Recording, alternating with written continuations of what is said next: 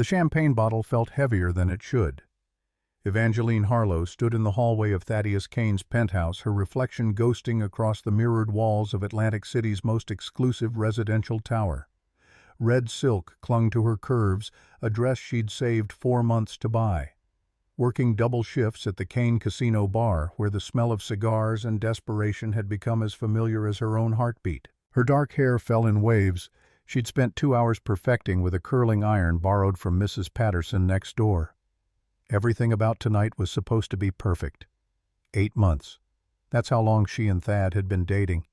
8 months of stolen kisses in the parking garage, of him picking her up after her shifts in cars that cost more than her father's entire medical debt, of promises whispered against her skin in the dark. Tonight was supposed to be the night she finally gave him everything. Her trust, her body, her future. The champagne was cheap, she knew that, but it was all she could afford after scraping together enough for the dress. Thad wouldn't care, she'd told herself 100 times. He told her money didn't matter to him, that she mattered, that their love was real, despite the vast canyon between their worlds. She'd believed him. God help her, she'd believed every word. The penthouse door stood slightly ajar, warm light spilling into the hallway like an invitation. Eva's heart hammered against her ribs as she reached for the handle, a smile already forming on her lips. She'd planned her entrance carefully. Walk in with confidence, set the champagne down, let him see her in this dress that made her feel beautiful for the first time in years. That's when she heard the laughter. Female laughter. Familiar laughter. Eva's hand froze on the door handle. Through the gap she could see into Thad's bedroom. Her boyfriend sat on the edge of his king-sized bed, his shirt unbuttoned, his expression relaxed in a way that made something cold settle in her stomach.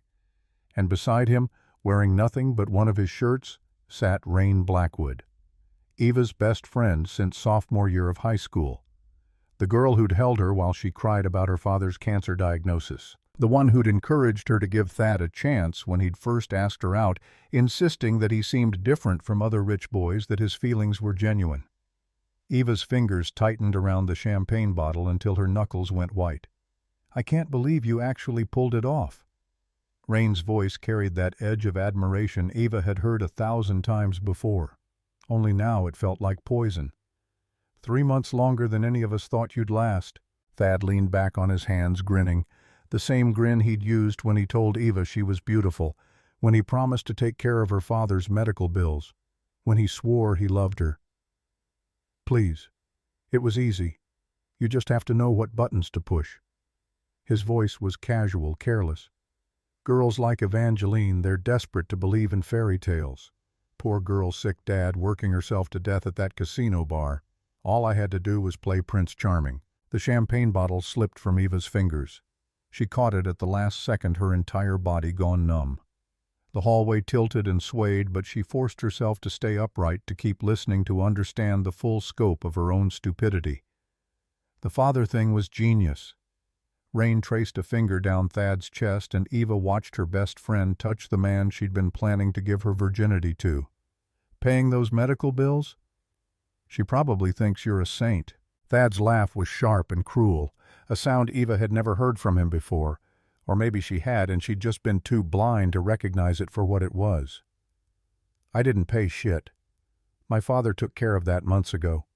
Some charity write-off for tax purposes. But Eva doesn't need to know that. As far as she's concerned, I'm her savior." The world stopped spinning. Everything went very still, very quiet. Eva's mind tried to process the words, tried to make them make sense with the reality she'd been living for 8 months. Dominic Kane had paid her father's medical bills. Not Thad. Dominic, the man everyone in Atlantic City whispered about with equal parts fear and respect. The man who owned half the casinos and all of the docks. The man whose empire existed in the shadows between legitimate business and something far darker. Thad had lied. For 8 months he'd let her believe he'd saved her father's life, let her feel indebted, let her think she owed him everything. "So when are you going to close the bet?" Rain shifted closer, her lips brushing Thad's jaw. "Marcus put 10 grand on you not being able to get her into bed within 6 months. You've only got 2 weeks left." "Tonight, actually." Thad's hand slid up Rain's thigh, and Eva felt something fracture inside her chest, something vital and irreparable. "She texted me an hour ago, said she was ready, that she wanted tonight to be special. She's probably on her way here right now, all dolled up and ready to give me her virginity like it's some precious gift." They both laughed. The sound echoed through Eva's skull, drowning out the thunder of her heartbeat, the rush of blood in her ears, the tiny voice screaming at her to run. "You're terrible." But there was admiration in Rain's voice, pride even. "What are you going to do when she gets here and finds us like this?" Thad shrugged, pulling Rain into his lap. His hands roamed with the casual entitlement of someone who'd never been denied anything in his life. "Tell her the truth, that it was all a game, that I never loved her, that girls from her side of town are good for exactly two things." He paused, grinning. "A quick fuck and a good story to tell at the country club." Rain laughed again, and the sound was nails on a chalkboard acid in an open wound. "Rich girls know the game," Thad continued. "They expect the lies. But poor girls, they're so grateful for attention from someone like me that they don't see it coming. It's almost boring how easy they are." Eva's vision blurred. Her chest felt tight, like someone had reached inside her ribcage and was slowly crushing her heart in their fist. Every moment of the past 8 months replayed in her mind. Every kiss now poisoned. Every promise now a calculated manipulation. Every touch now a violation. The red dress that had made her feel beautiful suddenly felt like a costume. A joke. Evidence of her own stupidity. She stepped back from the door.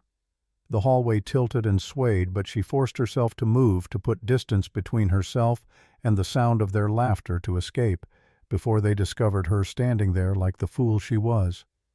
The elevator ride down felt like drowning. Eva stared at her reflection in the polished metal doors. Red dress, perfect hair, careful makeup, champagne bottle still clutched in her trembling hands. She looked like someone heading to a celebration. She looked like someone in love. She looked like a lie. The lobby was empty except for the night doorman who tipped his hat as she passed. Eva didn't acknowledge him. Couldn't. If she opened her mouth, she would scream. And if she started screaming, she would never stop. Outside, the city stretched before her in a glittering sprawl of lights and noise. The Atlantic City boardwalk hummed with late-night tourists and gamblers. Cars rushed past, horns blaring. Couples walked hand in hand down the sidewalk, their laughter floating on the warm June air. The world continued spinning, indifferent to the fact that Eva's had just shattered into 1,000 irreparable pieces. She walked without direction, her heels clicking against the pavement. The champagne bottle hung from her fingers, forgotten. She should go home, should call someone. Should Eva stop walking? The building in front of her was 40 stories of steel and glass, its facade reflecting the city lights like a mirror. She knew this building. Everyone in Atlantic City knew this building. Kane Tower, the crown jewel of Dominic Kane's empire, the seat of power for the man who controlled half the city's economy and all of its shadows. Thad's father, the man who had actually paid her father's medical bills. Eva's hands clenched into fists at her sides. The grief that had threatened to drown her moments ago was transforming into something harder, sharper, something that felt like purpose. She thought of her father fighting for his life in a hospital bed while she worked herself to exhaustion trying to keep them afloat. She thought of the relief she'd felt when Thad had told her not to worry, that he'd taken care of everything, that she could focus on her father's recovery instead of drowning in debt. It had all been a lie, another manipulation in Thad's game. But Dominic Kane had paid those bills, not out of love, probably not even out of kindness. A tax write-off, Thad had called it. Charity for someone the Kane patriarch considered beneath his notice. Eva had never met Dominic Kane. She'd heard stories, of course. Everyone had. He was a legend in Atlantic City, a self-made billionaire who'd built his empire from nothing, who commanded respect and fear in equal measure. Thad talked about his father with a mixture of resentment and awe, painting him as a man who valued power above all else, who saw the world in terms of assets and liabilities, who had never lost a negotiation or backed down from a fight. A dangerous man, a ruthless man, A man Eva suddenly desperately needed to see. She walked through Kane Tower's revolving doors before she could talk herself out of it. The lobby was all marble and chrome designed to intimidate. A security guard looked up from his desk, his expression hardening as he took in her appearance. The cheap champagne, the too bright dress, the wild look in her eyes. "Can I help you, miss?" His tone suggested he was already preparing to throw her out. Eva lifted her chin. "I need to see Dominic Kane." The guard's eyebrows rose. "It's 11 o'clock at night. Mr. Kane doesn't take visitors without an appointment, and he certainly doesn't—" "Tell him Evangeline Harlow is here." Her voice came out steadier than she expected. "Tell him I'm here about the medical bills he paid for my father. Tell him I know what his son has been doing. And tell him that if he doesn't see me right now, I'll be at every news outlet in the city by morning with a very interesting story about charity write-offs and the games rich boys play with poor girls." It was a bluff. Eva had no proof, no leverage, nothing but rage and heartbreak fueling her words. But something in her tone must have convinced the guard, because he picked up his phone, spoke in low tones, listened, and then looked at her with an expression somewhere between surprise and concern. 40th floor. He gestured to the elevator on the right. "Mr. Kane will see you." Eva's heart slammed against her ribs as she crossed the lobby. Her reflection followed her in the polished surfaces, a girl in red silk with tear-streaked mascara and wild eyes still clutching a bottle of cheap champagne like a weapon. The elevator doors closed with a soft hiss. As the car began its ascent, Eva caught sight of herself in the mirrored walls. What was she doing? Dominic Kane was Thad's father, a man who dealt in millions and controlled lives with phone calls and signatures. She was a bartender whose most valuable possession was a 10-year-old Honda Civic with a broken air conditioner. But the elevator kept rising, and Eva didn't press the stop button. Because beneath the fear, beneath the humiliation, something new was burning in her chest. Something that felt like power. The doors opened onto a private lobby that screamed wealth, original artwork on the walls, furniture that probably cost more than her yearly rent, floor-to-ceiling windows offering a view of the city that made her breath catch despite everything. A woman in her 50s sat at a sleek desk, her expression professionally neutral. "Miss Harlow." She gestured toward a set of double doors. "Mr. Kane is expecting you. Please go right in." Eva walked forward on legs that felt like water. She pushed open the doors and stepped into Dominic Kane's office. The room was enormous, dominated by a wall of windows that turned the city into a backdrop. A massive desk sat near the windows, but the man standing beside it wasn't looking at her. He was pouring whiskey into 2 crystal glasses, his movements precise and unhurried. "You're either very brave or very stupid, Miss Harlow." Dominic Kane's voice was deep-controlled, edged with something that made the hair on the back of Eva's neck stand up. "I haven't decided which yet." He still hadn't turned around. Eva closed the door behind her, her fingers tightening around the champagne bottle. "Does it matter?" That made him turn.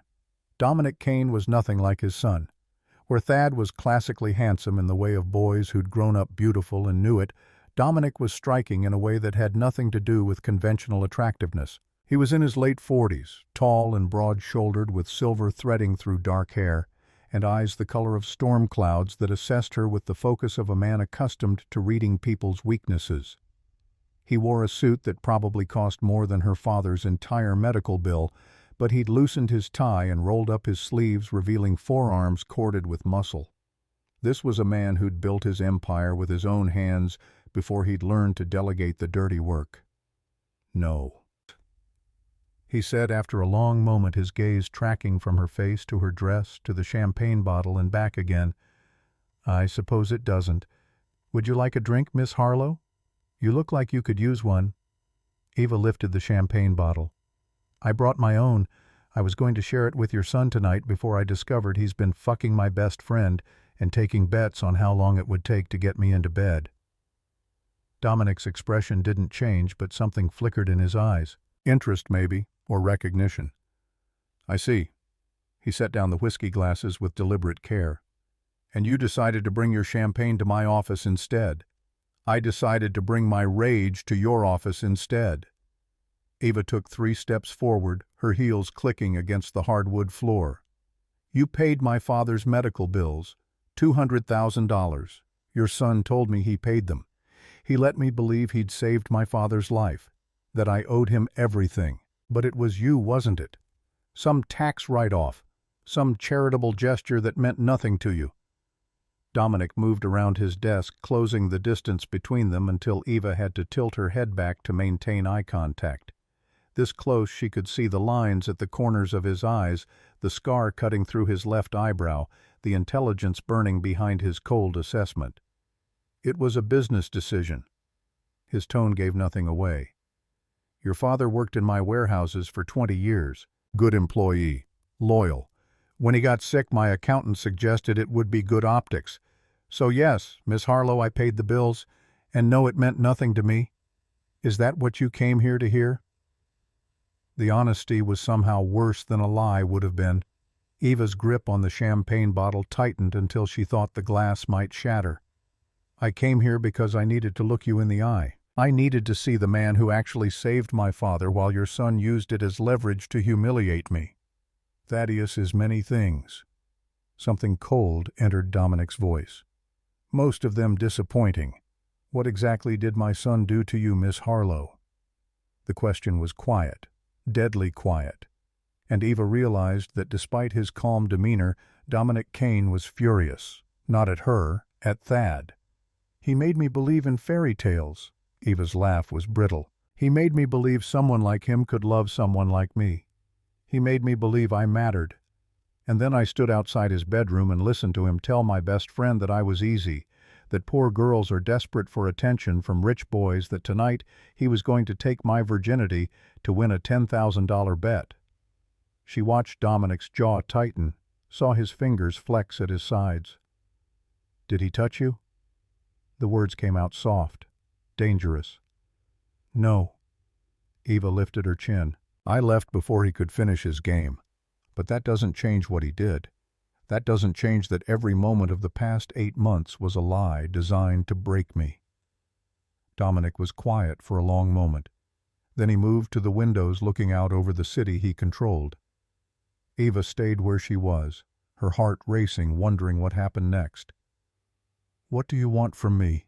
he asked without turning around. It was a simple question, direct, and Eva realized she didn't have an answer. What did she want? An apology? Impossible. Dominic Kane didn't strike her as a man who apologized for anything. Revenge. How Thad had humiliated her, but he'd broken no laws. Money. She could demand payment for emotional damages, probably even get it, but the thought made her sick. She didn't want charity. She didn't want to be bought. She wanted, "I want to matter." The words came from somewhere deep and raw, a truth she hadn't known she was carrying. "I want to be more than some poor girl who gets used and discarded. I want power. I want to never be invisible again." Dominic turned. The cold assessment in his expression warmed into something else, recognition maybe, or understanding. "You came to my office dressed like that." His voice was thoughtful now. "Carrying champagne meant for my son, demanding to be seen. You threatened my security guard with media exposure despite having no proof of wrongdoing. You're standing in my office at 11 o'clock at night, shaking with rage and heartbreak, asking me for power." He paused, studying her like she was a puzzle he was solving in real time. "You're either the bravest woman I've ever met, or the most foolish." "You said that already," Eva shot back. "Have you decided which yet?" Dominic's lips curved into something that wasn't quite a smile. "Brave. Definitely brave. Possibly also foolish, but we'll see." He moved back to his desk, picked up the whiskey glasses. "Come here." Eva crossed the office. Her hands were shaking, but she kept her spine straight, her expression neutral. Dominic handed her a glass. "You want power, Miss Harlow? Real power doesn't come from money. Money is a tool, nothing more. Real power comes from understanding what people want and controlling access to it. Like you controlled access to my father's medical care." Eva's voice was quiet. Exactly like that. No remorse in his tone. Your father needed treatment he couldn't afford. I provided it. And in exchange I gained his loyalty, and inadvertently yours. Though I'll admit I never anticipated my investment would pay dividends quite like this." Eva took a sip of whiskey. It burned, going down rich and smooth in a way that made her cheap champagne taste like regret. "Is that what I am? A dividend?" "You're a variable I didn't account for," Dominic corrected, "which makes you either dangerous or valuable. I prefer valuable." He moved closer, not threatening, just present, filling the space with something Eva didn't have words for yet. "Tell me something, Miss Harlow. When you were standing outside my son's bedroom listening to him laugh about betraying you, what did you feel?" "Heartbreak." The answer came automatically. "Before that, in the very first moment before the pain set in, what did you feel?" Eva closed her eyes, forcing herself back to that hallway, to the moment before everything shattered. She'd heard Rain's laughter, seen them together through the gap in the door, and felt stupid. She whispered, "I felt stupid for believing him, for trusting him, for thinking I could be enough." When she opened her eyes, Dominic was watching her with an intensity that made her breath catch. "And now, what do you feel now?" "Angry." The word came out sharp. "Furious. I want him to hurt the way he hurt me. I want—" She stopped because the truth was too dark, too raw, too honest. "You want revenge." Dominic's voice dropped lower, intimate, in a way that sent electricity down Eva's spine. "You want to make him feel small and powerless and invisible. You want him to know what it's like to be used and discarded." "Yes." The admission felt like relief, like finally being able to breathe after drowning. "I can give you that." Dominic set down his glass. "I can give you everything you're asking for. Power, revenge, a life where you never have to be invisible again." Eva's pulse quickened. "Why would you do that?" "Because you're right." He moved closer still until she could smell cedar and something darker underneath. Gunpowder, maybe, or just danger. "Thaddeus has been a disappointment from the moment he was born. He's weak where he should be strong, entitled where he should be grateful, cruel where he should be strategic. He wastes his advantages and mistakes his privilege for power." Another step forward. Eva didn't back away. "You, on the other hand, walked into my office with nothing but rage and cheap champagne and demanded to be seen. You stood in front of me, a man most people fear, and asked for power without flinching. You're either extraordinary or you're going to be a magnificent disaster. Either way, Miss Harlow, you interest me." The air between them felt charged. Eva's heart hammered against her ribs, and she realized with sudden clarity that this wasn't just about revenge anymore. This was about recognition. The meeting of two people who understood what it meant to want more than the world was willing to give. "What exactly are you offering me?" Dominic's smile was slow and predatory. "A partnership. You want revenge on my son, fine. I'll give you the tools to destroy him socially, financially, emotionally, whatever you prefer. You want power. I'll teach you how to wield it. You want to matter. I'll make you indispensable." He paused, his gaze dropping to her lips, then back to her eyes. "In exchange for what? Your loyalty, your discretion, your willingness to learn." His voice dropped even lower. "And perhaps your company. I find myself suddenly very interested in seeing what you're capable of, Miss Harlow, when properly motivated." Eva's hand trembled around her glass. She should say no. This was Thad's father. This was wrong on levels she couldn't even count. This was one night. Dominic said softly, and the words felt like a dare. "Give me one night to show you what real power looks like. No obligations beyond that. No strings. Just you and me, and the city spread out below us discussing exactly how we're going to make my son regret the day he decided you weren't worth his honesty." Eva thought of Thad laughing with Rain about how easy she'd been to manipulate. She thought of 8 months of lies, of the red dress she'd bought to feel beautiful, of the champagne meant to celebrate giving herself to someone who saw her as practice. She thought of walking away from this office and returning to her small apartment. Her casino shifts, her invisible life, where men like Thad Kane could use her and discard her without consequences. "One night," she heard herself say. Dominic's smile was triumph and danger in equal measure. He took the champagne bottle from her unresisting fingers, set it on his desk beside their whiskey glasses, and held out his hand. "Then let's begin, Miss Harlow." Eva placed her hand in his. His grip was warm and firm and absolutely certain. And when he drew her toward the windows overlooking the city, she followed without hesitation. The view from 40 stories up turned Atlantic City into a map of lights and shadows. Somewhere far below, Thad Kane was probably still laughing with Rain about the poor girl who'd believed in fairy tales. But Eva wasn't that girl anymore. She was standing in Dominic Kane's office, her hand in his, wearing a red dress that no longer felt like a costume, but like armor. And when Dominic began to talk about power and perception, about leverage and loyalty, about the art of turning weakness into weapons, Eva listened with the focus of someone who'd just discovered she had nothing left to lose and everything to gain.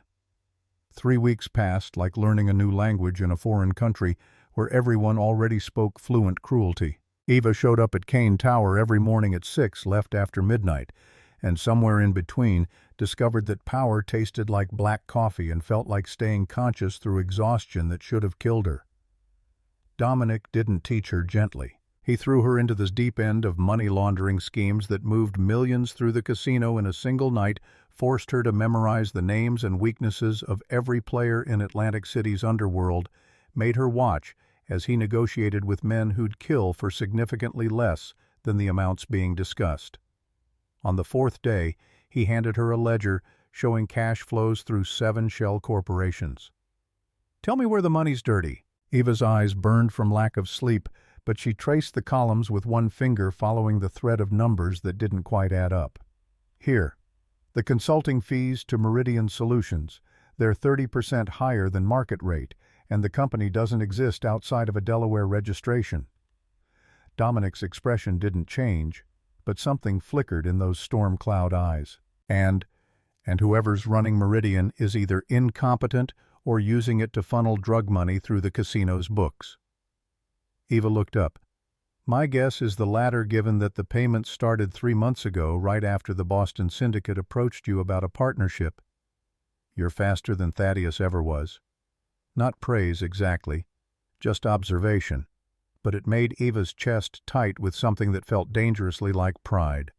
She closed the ledger. "Your son isn't interested in learning. He's interested in appearing like he already knows. And you," Eva met his gaze squarely, "I'm interested in actually knowing." Dominic moved around the desk until he stood close enough that she could feel the heat radiating off his body. This had become a pattern over the past 3 weeks. He'd invade her space without warning, testing whether she'd retreat. She never did. "Tomorrow night there's a charity gala at the Borgata. High-level donors, politicians, and the kind of people who make this city run." His hand came up slowly, giving her time to pull away. She didn't. His fingers brushed a strand of hair behind her ear, the touch deliberate. "You'll attend with me." Eva's breath caught. "As what, your assistant?" "As someone I'm investing in." His thumb traced along her jawline, and electricity shot straight through her nervous system. "People need to start seeing you as valuable, as mine." The possessiveness in that last word should have frightened her. Instead, it ignited something low in her stomach that had nothing to do with fear and everything to do with the way Dominic looked at her, like she was a puzzle worth solving instead of a bet worth winning. "What about Thad? What about him?" Dominic's voice went cold. "He works at the casino. You work for me. If he has a problem with that, he can take it up with me directly." Eva thought about the past 3 weeks. The 18-hour days. The education in violence and money and power that no university could provide. The way her hands had stopped shaking when Dominic showed her footage of a rival family's underboss being interrogated in a warehouse outside Newark.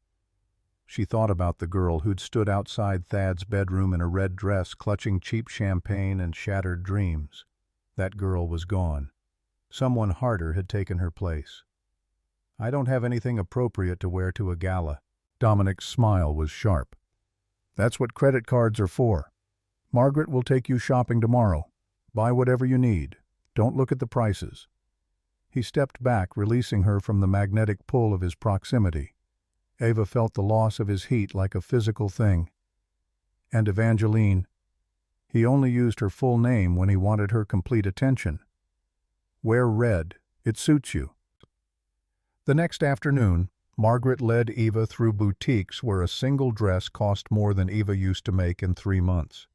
The older woman had impeccable taste and zero patience for Eva's protests about expense. Mr. Kane doesn't make frivolous investments. Margaret held up a crimson gown that looked like it had been designed by someone who understood female power. If he says buy it, you buy it, unless you think you know his business better than he does. Eva took the dress into the fitting room. The silk felt like water against her skin, clinging in all the right places while somehow maintaining an edge of danger. When she emerged, Margaret's professional mask cracked just enough to show approval. "That's the one. Mr. Kane will—" She caught herself. "You look appropriate for the event." Eva studied her reflection. The girl from Queens was nowhere in sight. The woman staring back looked like she belonged in Dominic's world, like she'd been born to it instead of clawing her way in through sheer desperation and rage. "I'll take it." They bought shoes that cost a month's rent, a clutch that could have paid her electric bill for a year, jewelry that Margaret insisted was understated, despite the fact that the diamond earrings probably cost more than Eva's car. By the time they finished, Eva felt like she was being outfitted for war, which she supposed she was. The gala at the Borgata was everything Eva had expected and nothing she was prepared for. Crystal chandeliers threw fractured light across marble floors. Women in designer gowns circulated with champagne flutes, their laughter carefully modulated to suggest joy without enthusiasm. Men in tuxedos clustered in groups discussing politics and profit margins with equal disinterest. Dominic's hand rested on the small of Eva's back as they entered proprietary and warm. Heads turned. Conversations stuttered to a halt, then resumed with renewed intensity. Eva felt the weight of every gaze tracking their movement through the ballroom. Speculation, judgment, the kind of whispered assessments that could build or destroy reputations in a single evening. "They're staring." "Good." Dominic's voice was low, meant only for her. "Let them wonder. Let them talk. By the end of tonight, everyone in this room will know you're under my protection." A woman approached before Eva could respond. Mid-30s blonde, wearing a silver gown that probably cost more than Eva's entire wardrobe. Her smile was predatory. "Dominic, I didn't expect to see you here tonight." Her gaze slid to Eva, assessed, dismissed. "And with a guest." "Rain." Dominic's tone held no warmth. "How's your father?" Eva's entire body went rigid. Rain Blackwood stood 3 feet away, looking at Eva like she was furniture. No recognition flickered in those calculating eyes. Rain's smile tightened. "Busy as always. You know how it is with law firms, always chasing the next case." She turned her attention back to Dominic, effectively cutting Eva out of the conversation. "I've been meaning to call you. Father thinks there might be opportunities for collaboration between Blackwood and Associates and your casino operations. Perhaps we could discuss it over dinner sometime." Dominic's hand on Eva's back tightened fractionally. "I'm afraid my schedule is full, and my business partner here handles most of my external negotiations now." Rain's gaze snapped back to Eva. Really looked this time. And there it was, the moment of recognition. Shock flickered across her face, quickly masked by something uglier. "Evangeline!" Her voice carried just enough volume to attract attention from nearby clusters. "My God, I didn't recognize you. What are you doing here?" Eva smiled. Not the warm, genuine expression she'd used with this woman for years. Something colder, more controlled. "Working. What are you doing here, Rain?" "I'm a guest of Thad's, actually. He's around here somewhere." Rain's expression shifted to false concern. "Does he know you're here? I mean, after everything that happened, this seems rather awkward." Dominic's voice cut through the tension like a blade. "Miss Blackwood, I don't believe we've been properly introduced to your date. Perhaps you should find him before he gets into trouble he can't handle." It was a dismissal, polite in wording, absolute in intent. Rain's cheeks flushed, but she managed a tight smile. Of course. Lovely to see you both. She walked away with rigid posture, and Ava watched her go while her heart hammered against her ribs. The first real test, the first confrontation, and Dominic had stood beside her, claimed her, publicly made it clear whose side he was on. That was satisfying. Ava's voice came out steadier than she felt. That was the beginning. Dominic's thumb traced small circles on her back through the silk. Before the night's over, Thaddeus will know you're here, and working for me. Are you ready for that? Ava thought about the past 3 weeks. About learning to read people's weaknesses the way she used to read medical textbooks. About watching Dominic negotiate with men who dealt in violence and coming away with the upper hand every single time.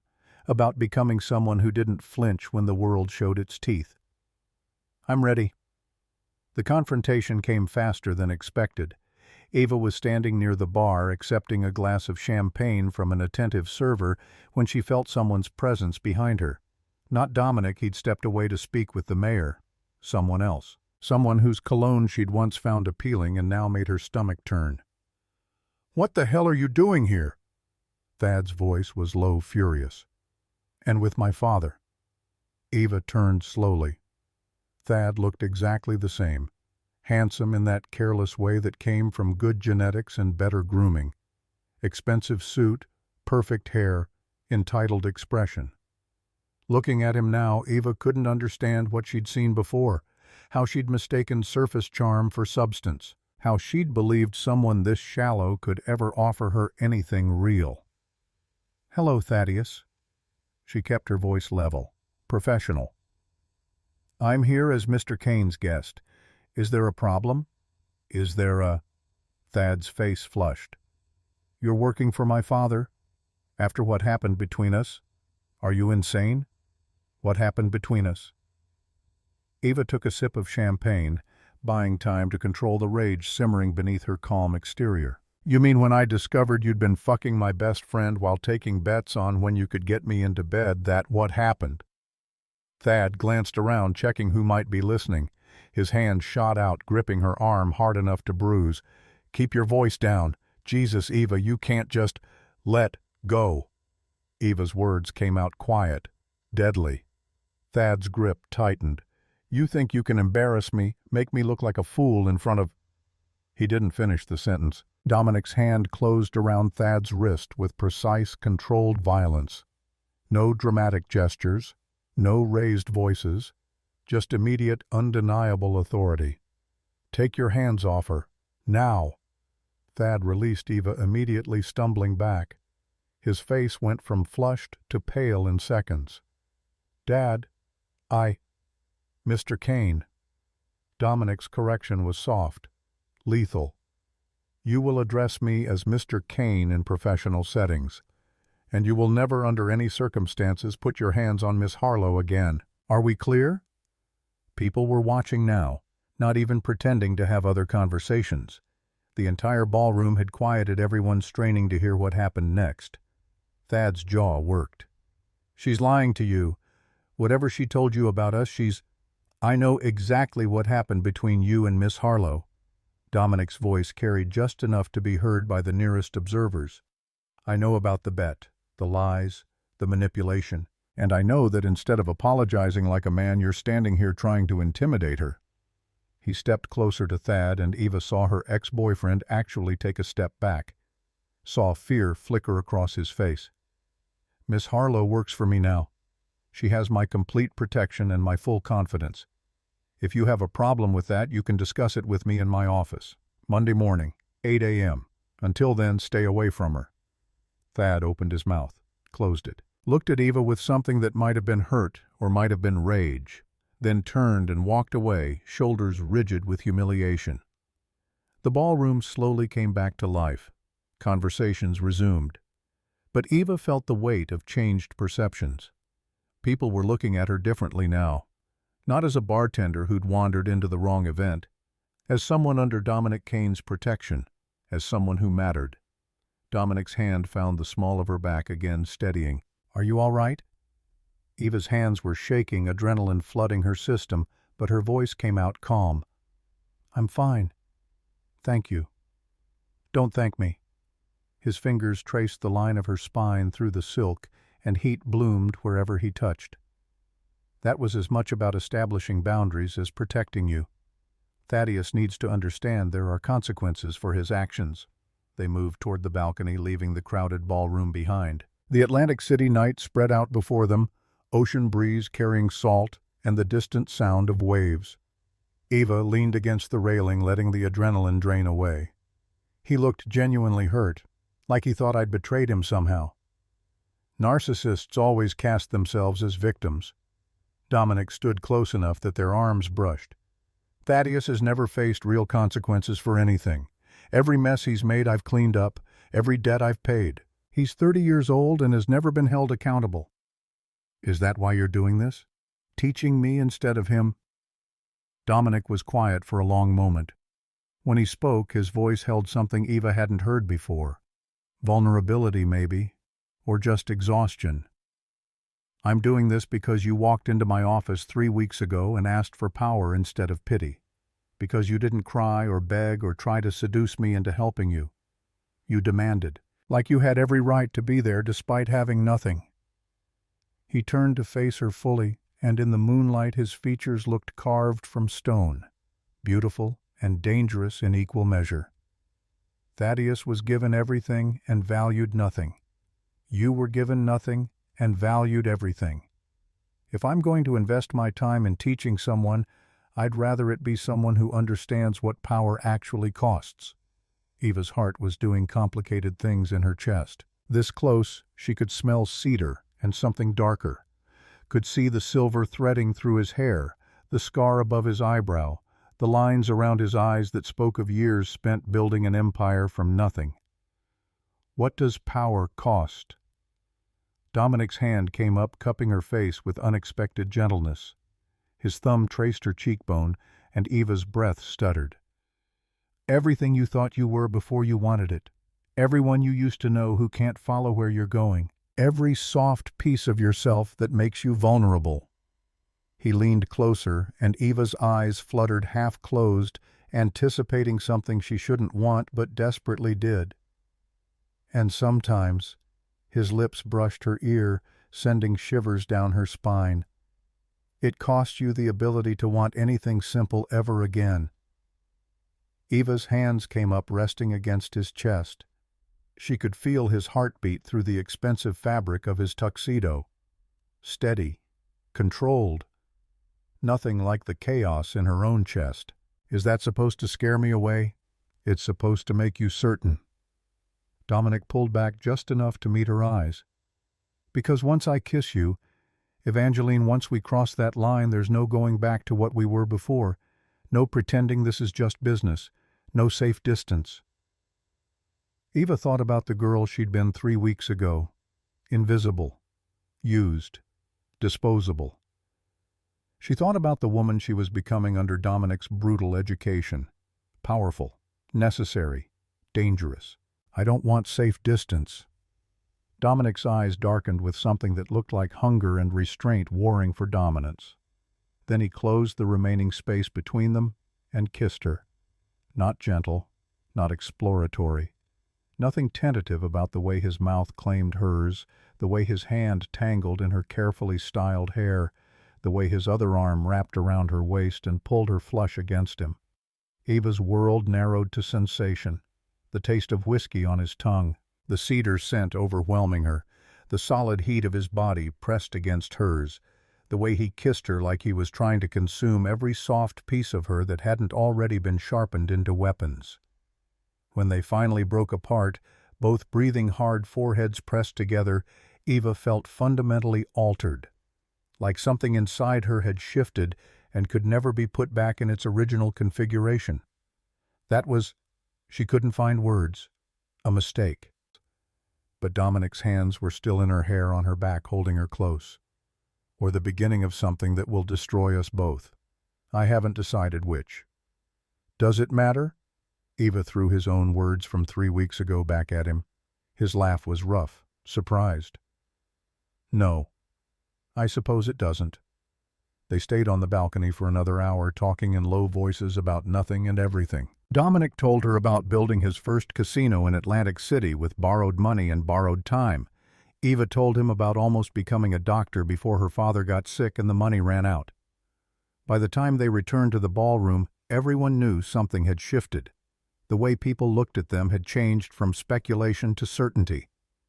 Rain stood near the bar with Thad, both watching Eva with expressions ranging from shock to betrayal. Eva didn't care. She was done caring what people like them thought, done measuring her worth by their narrow standards. Dominic's hand settled on her lower back again as they moved through the crowd, claiming, protecting, promising. Tomorrow, his voice was low, meant only for her, we start phase 2 of your education. What's phase 2? Learning how to take what you want instead of waiting for permission. The next morning came too early and hit too hard. Eva showed up at Kane Tower at 6 with coffee and determination, only to find Dominic waiting with a different kind of lesson. There's a property I own in the warehouse district. Shipping operation mostly legitimate. He handed her a file thick with documents. Garrett Vaughn runs it. Former Special Forces loyal to a fault handles the darker side of my business. Eva flipped through the file, scanning invoices and manifests. What's the problem? Possibly nothing. Possibly everything. Dominic pulled up security footage on his computer. 3 weeks ago, shipments started going missing. Small amounts. Nothing that would trigger alarm if you weren't looking for patterns. He highlighted discrepancies in the manifests. Containers that arrived lighter than they should. Inventory that disappeared between the dock and the warehouse. You think Garrett's stealing from you? I think someone's stealing, and Garrett either knows about it or is too incompetent to notice. Dominic's expression was unreadable. I need you to find out which. Eva's stomach tightened. This wasn't classroom theory anymore. This was real. If she was right and Garrett was guilty, Dominic would make him an example. If she was wrong and accused a loyal employee falsely, she'd lose the trust she'd been building. However you think best. You have access to all the files, all the security footage, all the resources I have. He met her eyes. Show me what you've learned. Eva spent the next week buried in data. Shipping manifests cross-referenced with warehouse inventory. Security footage reviewed frame by frame. Financial records for every employee at the dock looking for unusual deposits or spending patterns. On the 4th day she found it. Not Garrett. One of his lieutenants, a man named James Morrison, who'd been with the operation for 6 years. Small withdrawals from container shipments carefully timed to avoid detection. Money flowing into an offshore account through a shell corporation registered in the Caymans. But when Eva dug deeper following the thread of Morrison's communications, she found something worse. Messages to someone outside Dominic's organization. Coordinates for shipments. Timing for when security would be minimal.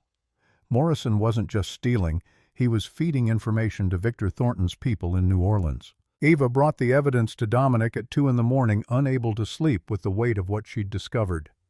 He listened without interrupting while she laid out everything she'd found. The theft, the communications, the pattern of information leaking to their biggest rival. When she finished, Dominic was quiet for a long moment. You're certain? Absolutely. And Garrett? Clean. He didn't notice because Morrison was smart about hiding it. But he's loyal. Eva paused.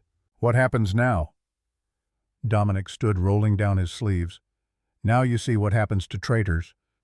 The warehouse was dark when they arrived, just Dominic, Eva, and Garrett.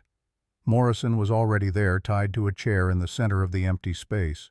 He looked terrified when he saw Dominic, and that terror intensified when he noticed Eva.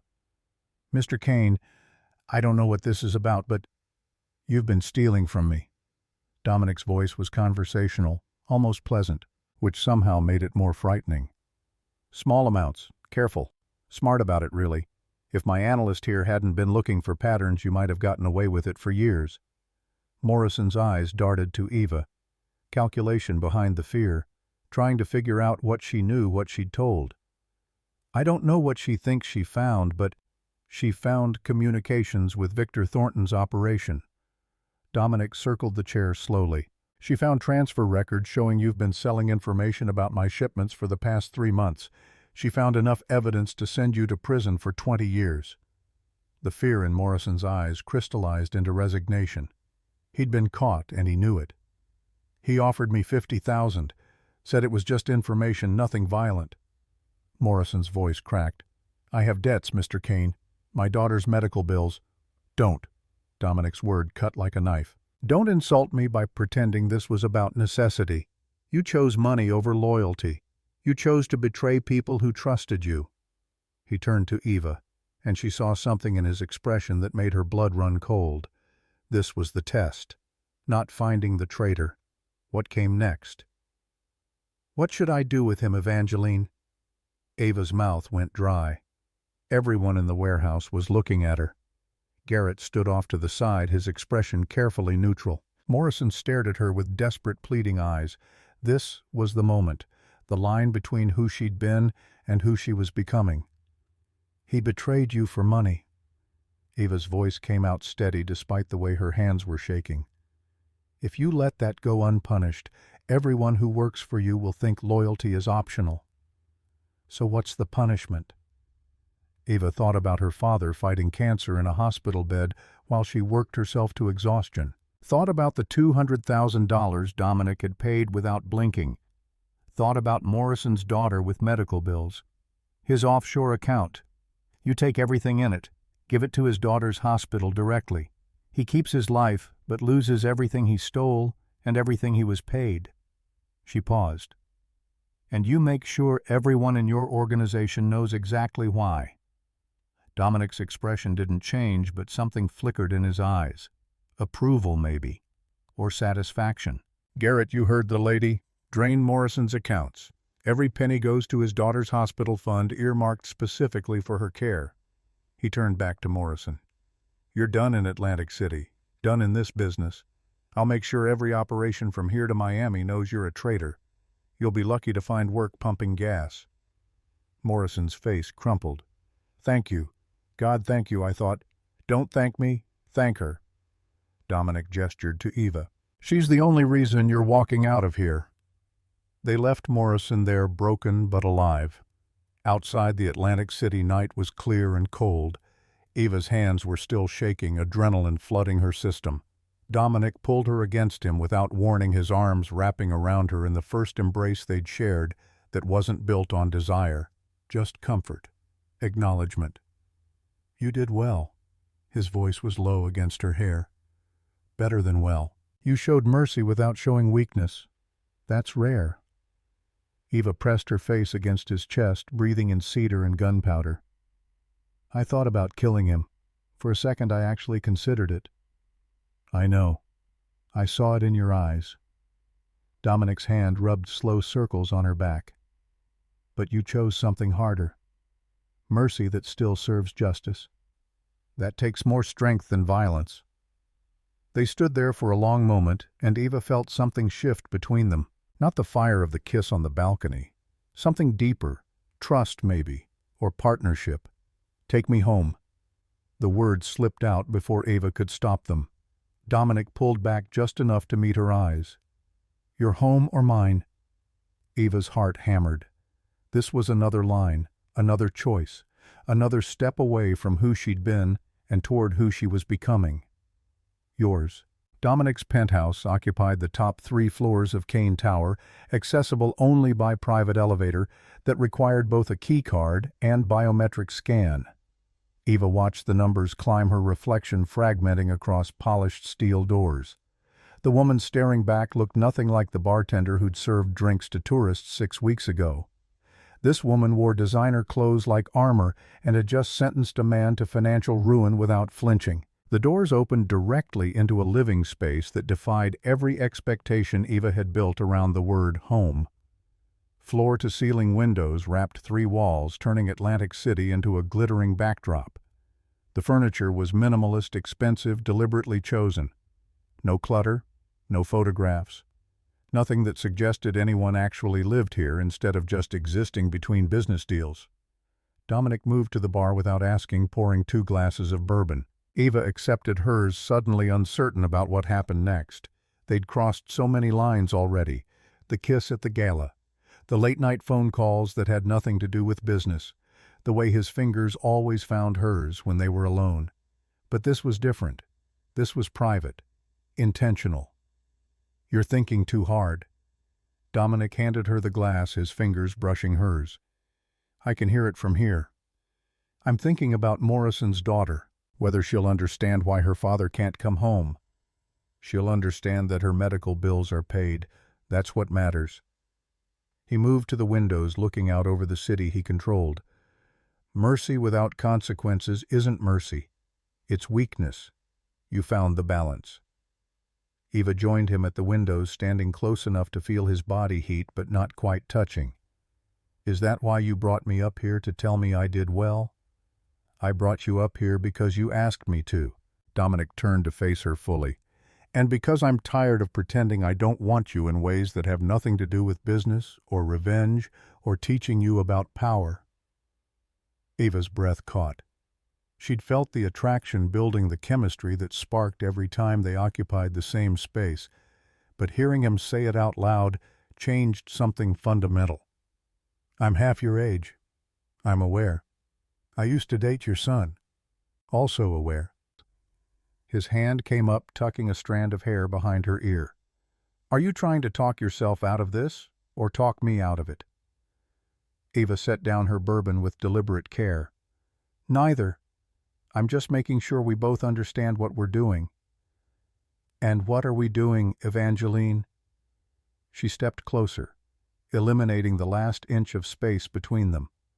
Looked up into those gray eyes that had terrified and fascinated her in equal measure since the night she'd barged into his office. "Choosing each other. Knowing exactly how complicated that makes everything." Dominic's kiss was different from the one on the balcony.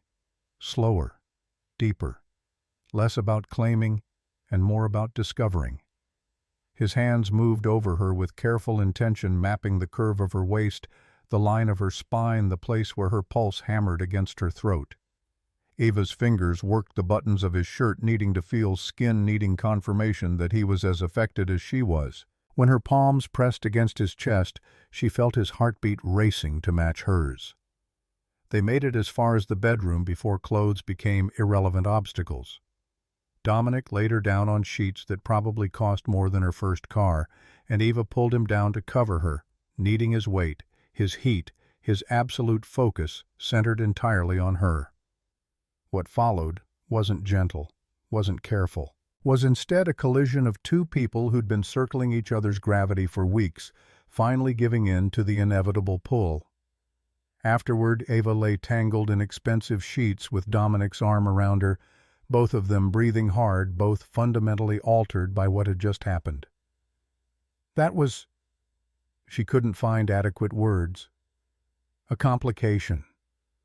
But Dominic's fingers traced lazy patterns on her bare shoulder, the kind that changes everything.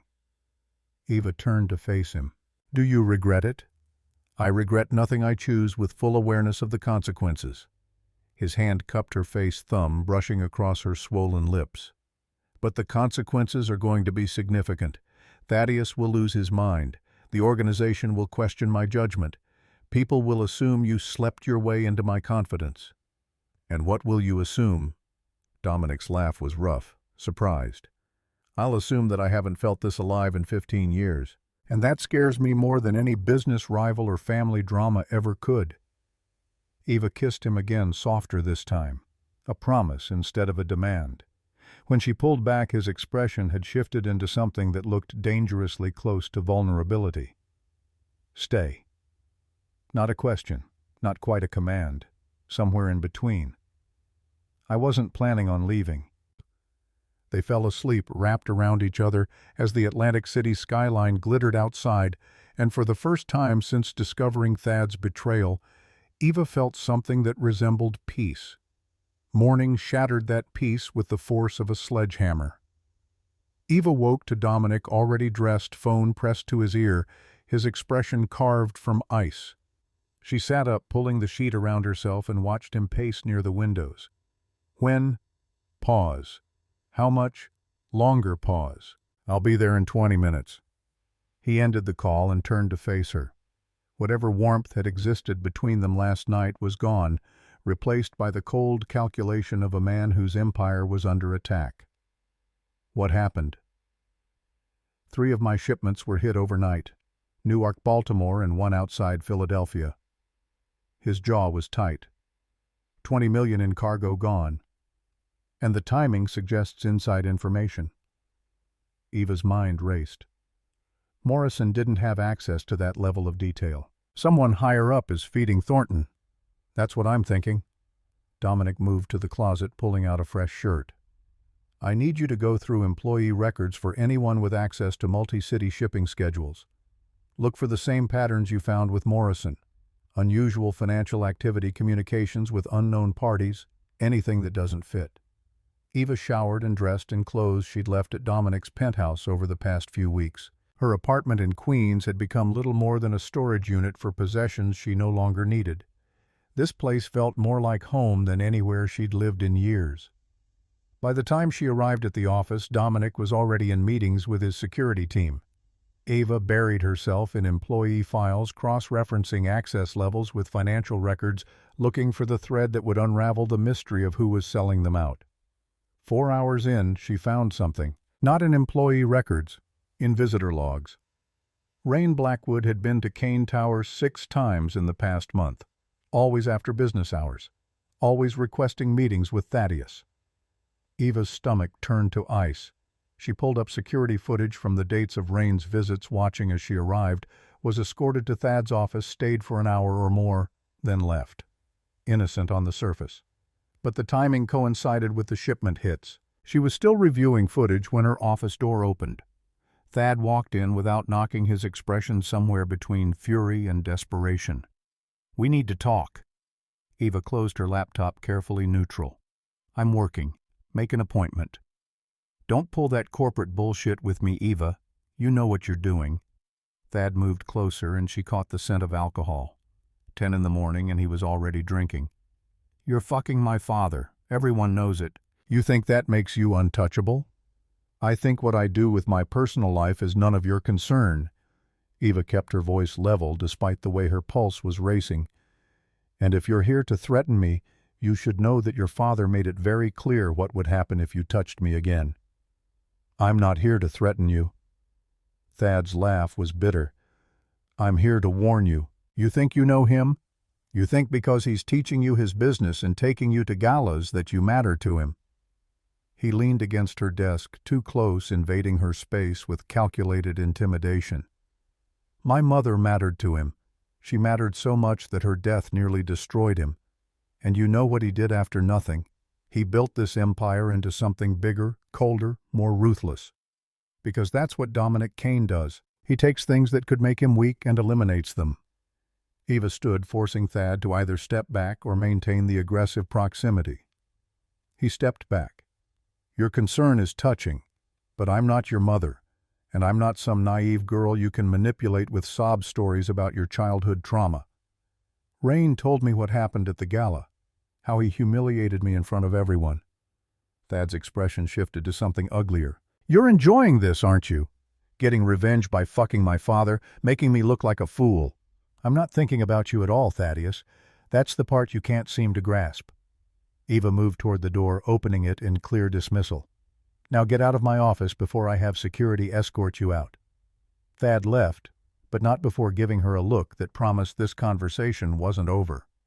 Eva closed the door and leaned against it, her hands shaking with adrenaline and fury. Her phone buzzed. Text from Dominic. "My office. Now." She found him standing at his window, shoulders rigid with tension. Garrett was there too, along with 2 men Eva recognized as senior security personnel. "Tell them what you found." Eva pulled up the visitor logs on her tablet, laying out Rain's pattern of visits. The correlation with shipment hits, the fact that she always met with Thad, who had access to shipping schedules through his nominal position in the casino operations. Rain Blackwood is Victor Thornton's niece. Her father's law firm handles his legitimate business in Atlantic City. Eva's voice was steady despite the gravity of what she was revealing. "She's been using Thad to get information about our operations, and he's too stupid or too infatuated to realize he's being played. Dominic's expression was stone. "You're certain?" "The timing is too precise to be coincidence. Every shipment hit came within 48 hours of one of Rain's visits." Eva met his eyes. "She's the leak, and Thad's her unwitting source." Garrett's voice was rough with barely contained rage. "What do you want me to do?" "Nothing yet." Dominic's mind was clearly working through scenarios, calculating outcomes. "If we move against Rain directly, Thornton will know we're on to him. We need to use this. Feed false information through Thaddeus. Make Thornton think he knows our moves when he's actually walking into traps." The strategy session that followed lasted 3 hours. They mapped out exactly what information to leak, which shipments to make look vulnerable, how to set traps that would cost Thornton resources without triggering suspicion. Eva contributed ideas with a ruthlessness that would have shocked her 6 weeks ago. Now it felt natural. This was war, and in war you used every weapon available, even if that weapon was Dominic's own son. "What about Thad?" Eva asked. "If Thornton figures out we're feeding false intel, he becomes a liability they'll eliminate." Dominic's jaw tightened. "Then we make sure Thornton doesn't figure it out, and we make sure Thaddeus stays useful enough alive that killing him doesn't make sense." The false intelligence campaign started immediately. Shipping schedules with deliberately vulnerable cargo. Warehouse locations with enhanced security Thornton's people couldn't see. Each piece of bait designed to look authentic while leading Thornton into traps that cost him resources without triggering suspicion. 3 weeks in, they'd intercepted 4 of Thornton's operations, reclaimed stolen cargo, arrested low-level operatives who couldn't trace their failures back to bad intelligence, but Eva knew the end game was coming. Thornton wasn't stupid. Eventually he'd figure out the pattern. She was reviewing the latest intercept reports when Margaret knocked on her door. "Miss Harlow, there's someone here to see you. She doesn't have an appointment, but she says it's urgent." Eva looked up. "Who?" "Rain Blackwood." Every instinct Eva had developed over the past 3 months screamed danger, but she kept her expression neutral. "Send her in." Rain walked into Eva's office like she owned it. Designer suit, perfect makeup, confidence that came from years of privilege. She settled into the chair across from Eva's desk without being invited. "This is quite the upgrade from bartending." Rain's smile didn't reach her eyes. "Sleeping with the boss has its benefits, I suppose." Eva leaned back in her chair, deliberately relaxed. "Did you come here to insult me, or was there an actual purpose to this visit?" "I came to offer you a warning, friend to friend." Rain crossed her legs, the picture of casual menace. "You think you know Dominic Kane. You think because he's fucking you and teaching you his business that you matter to him. But men like Dominic don't love. They use. And when you stop being useful, he'll discard you like he's discarded everyone else." "Is that what happened with you and Thad?" "He stopped being useful." Eva kept her voice mild, curious rather than confrontational. Rain's smile tightened. "Thad and I have an arrangement that works for both of us. He gets attention from someone who actually challenges him. I get access to information that benefits my family's business interests." "Your family's business interests," Eva repeated. "You mean Victor Thornton's organization?" The mask cracked. Just for a second. Shock flickered across Rain's face before she locked it down. "I don't know what you're talking about." "Victor Thornton, your uncle, the man who's been using you to extract shipping information from Thad for the past 4 months. Eva pulled up a file on her computer, turning the screen so Rain could see. "The man whose operations have been failing spectacularly lately because the information you're feeding him is carefully designed bullshit." Rain's face went white. "You've been monitoring your communications?" "Yes, since the first shipment hit." Eva stood, moving around the desk. "Did you really think we wouldn't figure it out? That Dominic built an empire by being too stupid to recognize a spy in his own organization?" "Thad doesn't know." The words came out fast, defensive. "He thinks we're in love. He doesn't know I'm using him. We know, and we've been using your relationship to feed your uncle false intelligence for weeks now." Eva's voice was cold. "The question is, what happens to you now?" Rain stood, and Ava saw genuine fear in her eyes for the first time. "If you hurt me, my father—" "Your father, the lawyer, the one whose firm depends on Thornton's business?" Eva's laugh held no humor. "You think he'll go to war with Dominic Kane over a daughter who got caught playing spy games? He'll cut you loose to protect his practice." Eva moved to the window looking out over Atlantic City. "But I'm not going to hurt you, Rain. I'm going to give you a choice." She turned back. "Option 1. You leave Atlantic City tonight. You tell your uncle that the intelligence pipeline is burned and Thad's no longer useful. You disappear so completely that if I ever hear your name again, it's because you're on the other side of the country living a quiet, insignificant life.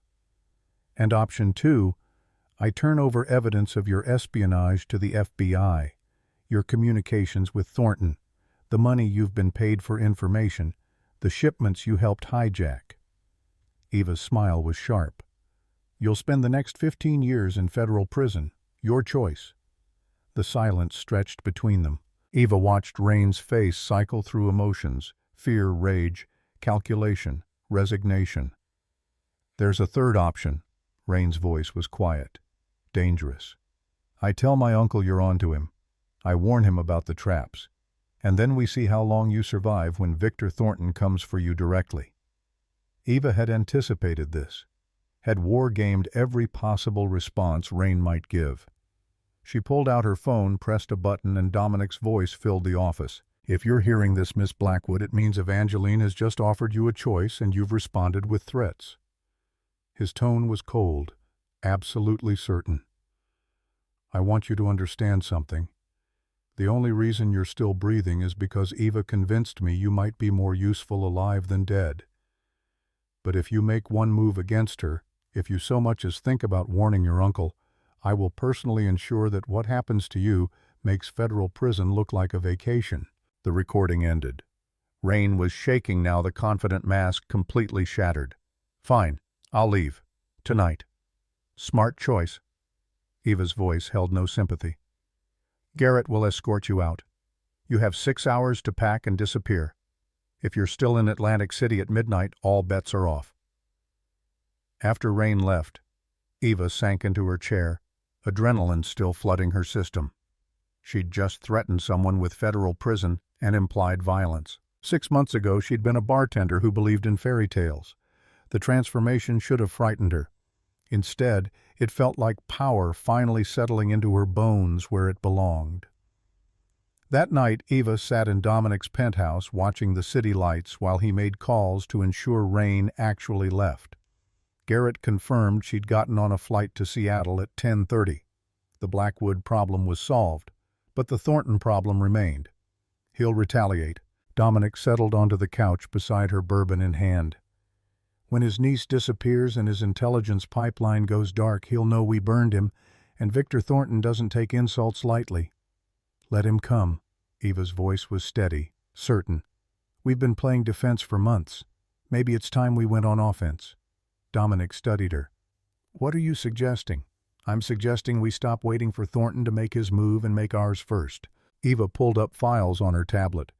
"I've been analyzing his operations, his legitimate businesses in New Orleans, the properties he uses to launder money, the weak points in his supply chain." She'd spent the past 2 weeks building this analysis in secret, studying Thornton's empire the way she'd studied Dominic's, looking for vulnerabilities. "Here," she pointed to a shipping company Thornton owned in the port of New Orleans. "This is where he moves product.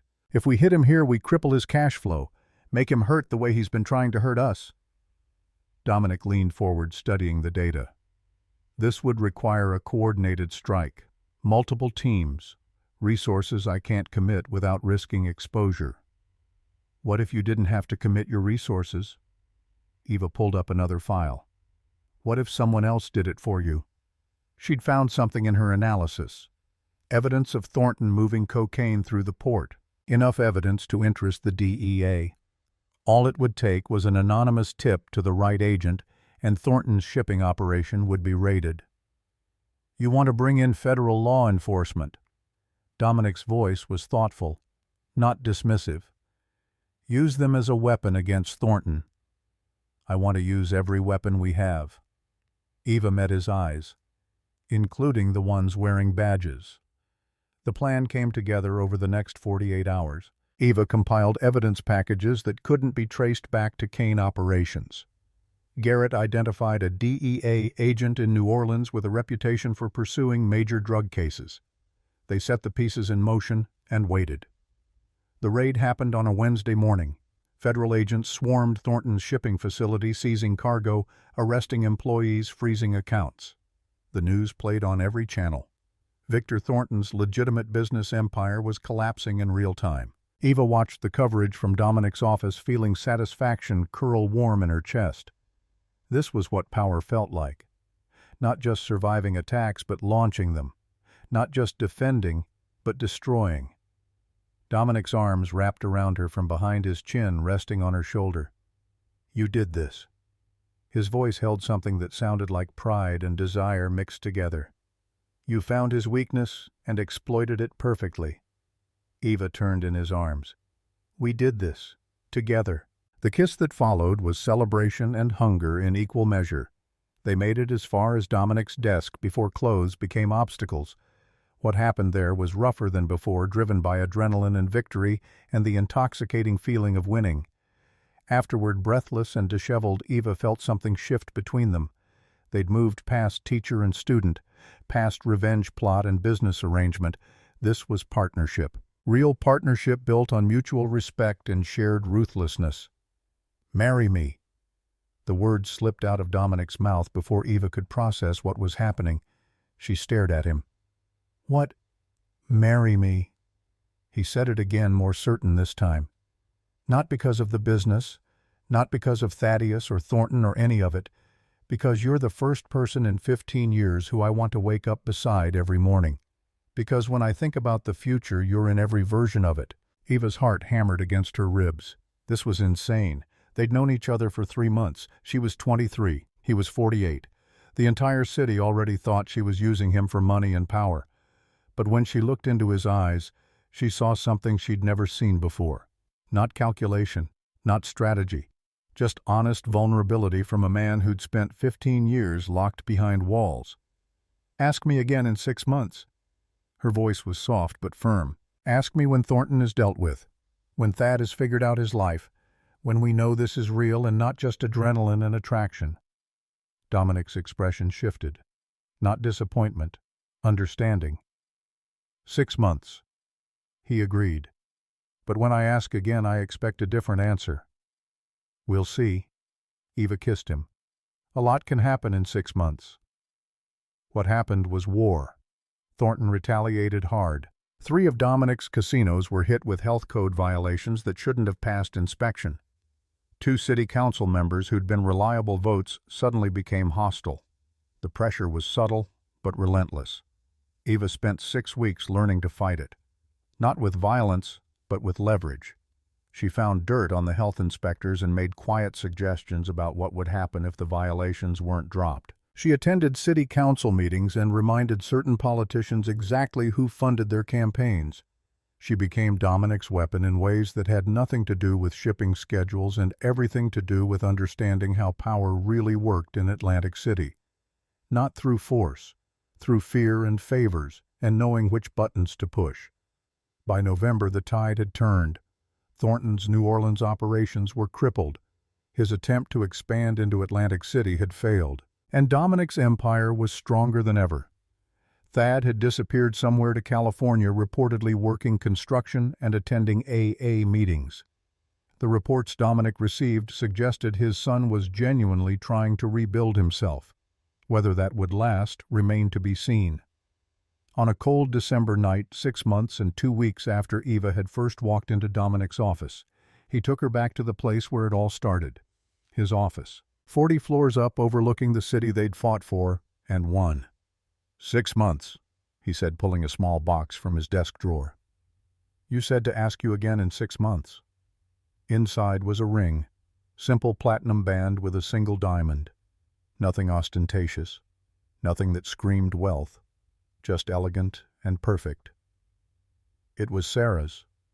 Dominic's voice was quiet.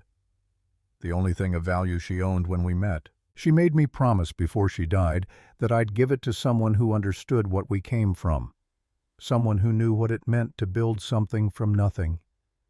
Eva's eyes stung with tears she refused to let fall. That's you, Evangeline. You understand. You crawled up from having nothing and made yourself into someone no one can dismiss or ignore or use. His hand cupped her face. Marry me. Be my partner in everything. Build this empire with me instead of just working for it. Eva thought about the girl who'd stood in this office 6 months ago clutching cheap champagne and shattered dreams. That girl had wanted to matter, had wanted power, had wanted revenge. She'd gotten all of it. And somewhere along the way she'd found something she hadn't been looking for. Love that wasn't gentle or easy but was real and honest and built on choosing each other every single day despite all the reasons they shouldn't. Yes, the word came out steady and certain. Yes, I'll marry you. Dominic slipped the ring onto her finger, and it fit perfectly, like it had been waiting for her all along. When he kissed her, Atlantic City sparkled below them, and Eva felt like she'd finally found the place where she belonged. The wedding happened fast. Neither of them saw the point in waiting. Small ceremony at a cathedral in Atlantic City officiated by Father Sullivan, who'd known Dominic for 20 years. Margaret served as Eva's witness. Garrett stood as Dominic's best man, and in a surprise that made Dominic's eyes actually shine with tears, he tried to hide Vivian flew in from California. 22 years old, beautiful and wary, clearly uncertain about her father, but willing to try. He talks about you constantly, Vivian told Eva before the ceremony. In a way, he never talked about anyone after Mom. I figured anyone who could break through those walls deserved a chance. Eva wore red, not a wedding dress exactly, but a crimson silk gown that echoed the dress she'd worn the night her old life ended and her new one began. Dominic saw her walking down the aisle, and his expression made every hard choice, every sacrifice, every brutal lesson worth it. When Father Sullivan pronounced them married, the small crowd applauded. Eva kissed her husband and felt the weight of 6 months of transformation settle into something permanent. The reception was intimate, close associates only. No one from Eva's old life except her father, who'd flown in from the rehabilitation center where he was finishing his recovery. Thomas Harlow shook Dominic's hand with genuine gratitude. You gave my daughter opportunities I never could. His voice was rough. Take care of her. She takes care of herself. Dominic's arm wrapped around Eva's waist. I'm just smart enough to stay beside her while she does it. 3 months later, Eva discovered she was pregnant. The news came as a shock despite the fact that they'd been careless about protection. She stared at the test in the bathroom of their penthouse, trying to process the reality of growing a life inside her. When she told Dominic, his reaction was immediate and overwhelming. He pulled her into his arms and held her like she was the most precious thing in the world, which Eva supposed she was. To him, at least. A daughter, he said with absolute certainty. I hope she's exactly like you. God help you if she is. Eva laughed through tears she couldn't quite suppress. She'll be running your empire by the time she's 18. That's what I'm hoping for. They stood together at the windows overlooking Atlantic City, Dominic's hand resting on Eva's still flat stomach. The city glittered below them, full of possibility and danger and the promise of tomorrow. Eva thought about the journey that had brought her here, from invisible bartender to Dominic Kane's wife and partner, from powerless to powerful, from broken to whole in ways she'd never imagined possible. She'd walked into this office 6 months ago demanding to matter, demanding power, demanding to never be invisible again. And she'd gotten everything she asked for and more. She'd gotten a partner who saw her as an equal, a love that was real even when it was hard, a future built on mutual respect and shared ruthlessness, and the understanding that sometimes the best revenge isn't destruction, it's becoming so extraordinary that the people who underestimated you become irrelevant. Somewhere in California, Thad was rebuilding his life. Somewhere in Seattle, Rain was living quietly and invisibly. Somewhere in New Orleans, Victor Thornton was learning what happened to people who underestimated Dominic Kane, and here in Atlantic City, Eva Harlow Kane stood in the penthouse where she'd first given herself to the man she loved, carrying his child, ruling beside him as his equal, and understood finally what real power felt like. It felt like choice, like agency, like never having to be small again. Dominic's lips brushed her temple. "What are you thinking?" Eva smiled, her hand covering his where it rested on her stomach. "I'm thinking that I built an empire on nothing but rage and determination, and you built yours on blood and strategy. Together we're going to build something that lasts." "A legacy." Dominic's voice was certain. "Sure. For our daughter, for the future, for everything we fought to create." Eva turned in his arms, looking up at the man who'd seen her potential when she was invisible and had given her the tools to forge herself into something unbreakable. The man who'd chosen her despite every reason not to. The man she'd chosen back knowing exactly how complicated and dangerous and perfect that choice was. "I love you." She said it without hesitation, without fear. "I love the darkness in you.